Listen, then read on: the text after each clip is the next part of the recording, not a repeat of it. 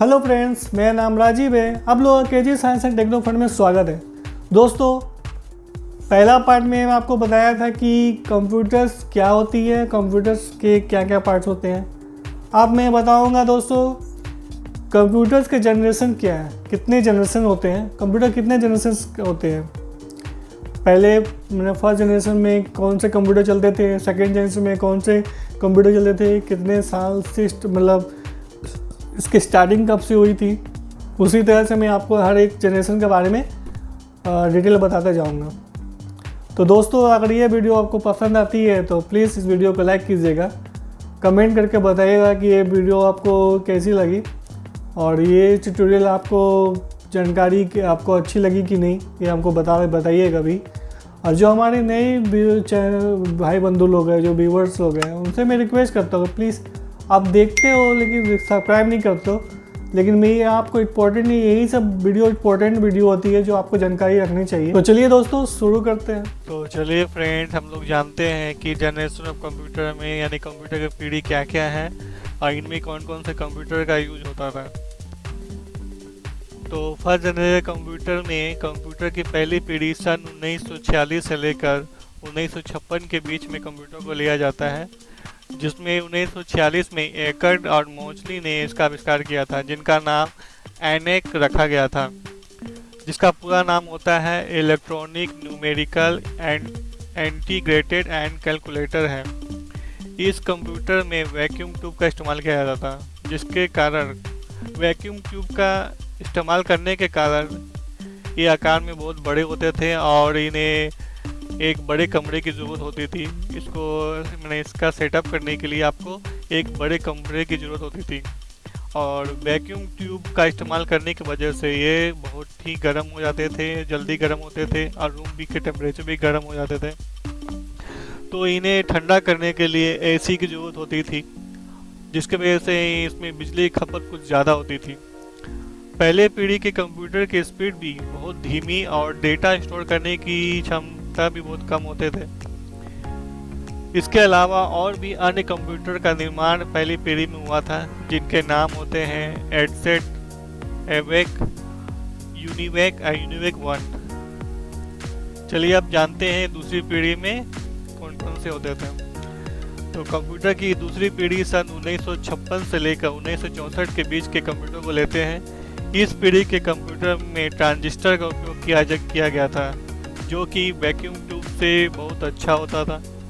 Transistor का उपयोग करने से दूसरी पीढ़ी के कंप्यूटर का आकार पहली पीढ़ी की तुलना में थोड़ी कम हो गई थी और इनकी स्पीड पहली पीढ़ी की कंप्यूटर की तुलना में कुछ हद तक अधिक हो गई थी।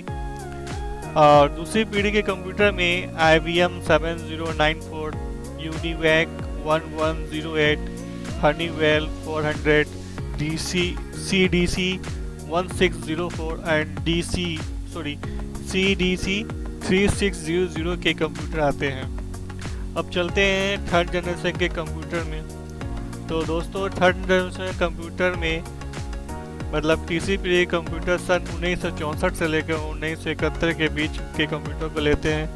इस पीढ़ी के कंप्यूटर में ट्रांजिस्टर की जगह IC यानी इंटीग्रेटेड सर्किट का उपयोग किया गया था, जिसके कारण कंप्यूटर का आकार काफ़ी छोटा हो गया था।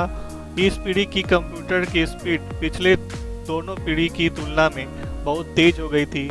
इस पीढ़ी के कंप्यूटर में ऑपरेटिंग सिस्टम का प्रयोग हुआ था, जिसके कारण सभी को समझने में आसानी हो गई थी। और इस पीढ़ी के कंप्यूटर में इंटीग्रेटेड सर्किट का उपयोग होने के कारण ऊर्जा की खपत भी बहुत कम हो गई थी, जिसके कारण बिजली की खपत कम हो गई। इस तीसरी पीढ़ी के कंप्यूटर के उदाहरण है PDP-5, PDP-8, ICL 2903, ICL 1900 etc. के कंप्यूटर तीसरी पीढ़ी के उदाहरण हैं। तो चलिए दोस्तों, अब फोर्थ जनरेशन के कंप्यूटर के बारे में जानते हैं। तो कंप्यूटर की चौथी पीढ़ी सन 1971 से लेकर 1985 के बीच के कंप्यूटर को लेते हैं। इस पीढ़ी के कंप्यूटर में IC की जगह VLSIC यानी very large scale integrated circuit का उपयोग किया गया था, जिसे माइक्रो प्रोसेसर कहा जाता है। एडलर 8800 पहला माइक्रो कंप्यूटर है जिसे मिट्स नाम की कंपनी ने बनाया था। इस कंप्यूटर का आकार और भी छोटा हो गया था और डेटा स्टोर करने की मेमोरी भी काफ़ी हद तक बढ़ गई थी और इसके स्पीड भी काफ़ी हद तक बढ़ गई थी इसे कोई भी ऑपरेट कर सकता था।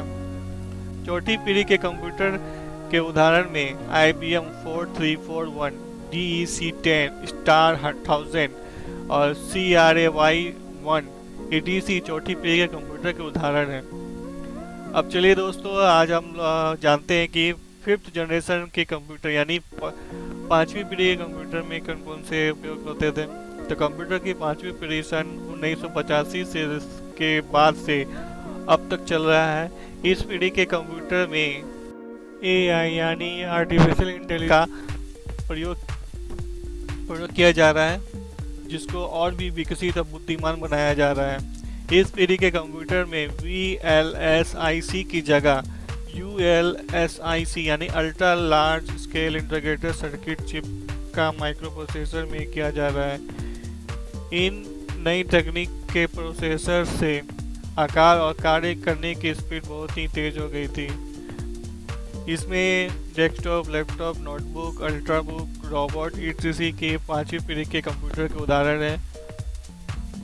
तो दोस्तों, आपने जान लिया कि हम लोग के कंप्यूटर के जनरेशन कितने होते हैं और हर जनरेशन में कौन कौन से कंप्यूटर का यूज किया जाता था और एक किस सन से कब तक चला था।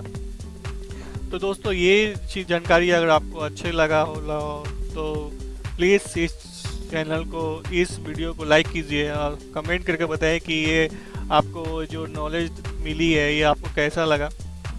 और जो आपसे जो हमारे जो नए व्यूअर हैं, जो नए देख रहे हैं, मैं उनसे एक रिक्वेस्ट करता हूँ कि प्लीज़ चैनल को सब्सक्राइब कीजिए। मैं बहुत सारा नॉलेज और काम की वीडियो लाता हूँ जो आपके फ्यूचर में इस चीज़ के बारे में बहुत काम आएगी।